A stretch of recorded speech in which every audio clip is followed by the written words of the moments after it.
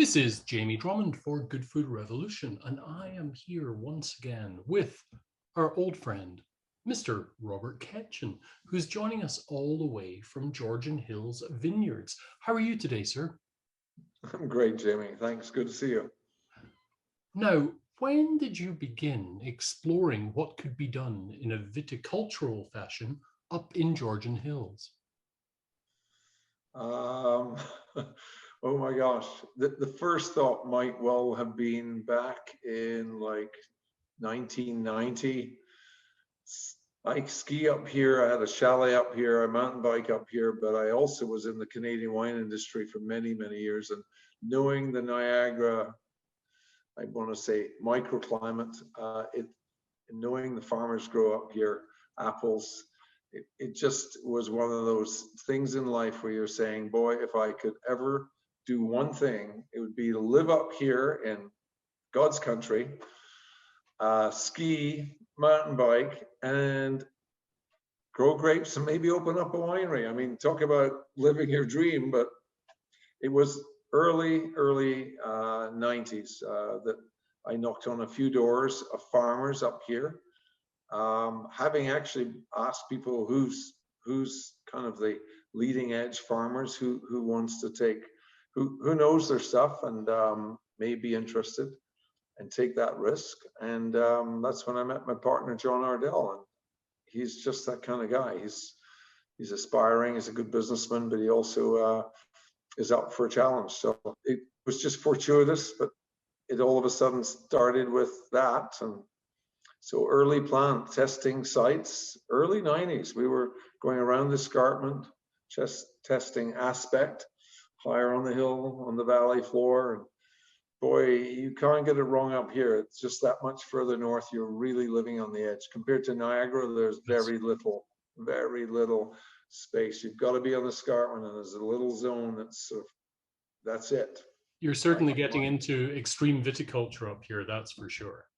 We've got a similar setup here as Niagara. It's just 300 feet higher, and it's 50 kilometers further north. But the apple growers have been here excelling at growing apples. Ontario, in particular, Beaver Valley, South Georgian Bay, was the largest apple growing region well into the 60s until Okanagan moved in.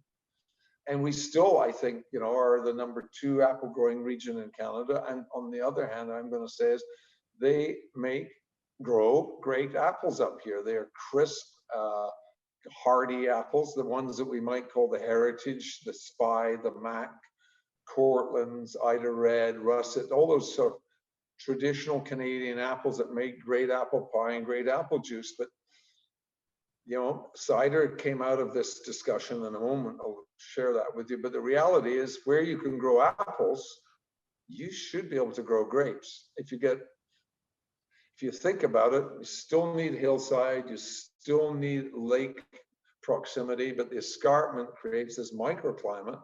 Here's the lake, and here's the escarpment, and this valley that we live in the middle of Beaver Valley here, the apples can grow. And it's all about lake effect.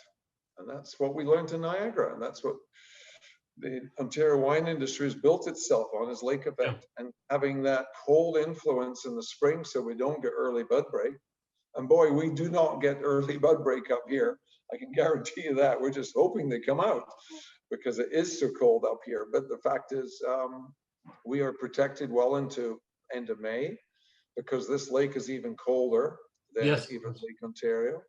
And the valley and the escarpment create this refrigerator. So it was worth a go. There'd been a couple of test sites done back about 20 years ago, but they grew the wrong varieties. And I just think I knocked on a few farmers' doors, and one in particular, I got very fortunate to meet my partner now, John Ardell. Ah, I see. Right. One of the largest apple growers up here, over 300 acres. He and his sons, Greg and Liam, are now all partners in Georgian Hills Vineyards. And John was the first to give it a go. He said, well, go try some. We put up the trellising, along actually with credit to Murray Puttycombe in Niagara. Murray was a good friend. Stony Ridge Winery. Yes. Stony Ridge Wineries. I knew him, and he helped us to get some trial plots into the ground. And from there, we tested different varieties. And of course, hybrids excelled and vinifers kind of struggled, but we thought we could give it a go. So John sponsored the first 5 acres on his farm. And eventually we transferred from, say, 2007, 2003, that was the first plantings. 2007, we bought this land over here. And that's Georgian Hills home site today. We planted our plants in 2007, first harvest 2010, and we grew vinifera the first 5 years. We got so lucky. 2010, 11, 12, we actually had Chardonnay, Riesling, Pinot. Oh boy, okay. And we were just thinking, maybe we've just hit the home run. Then we had the polar vortex. I can imagine. And we got a back-to-back years of polar vortex. And 2014 and 15 were brutal.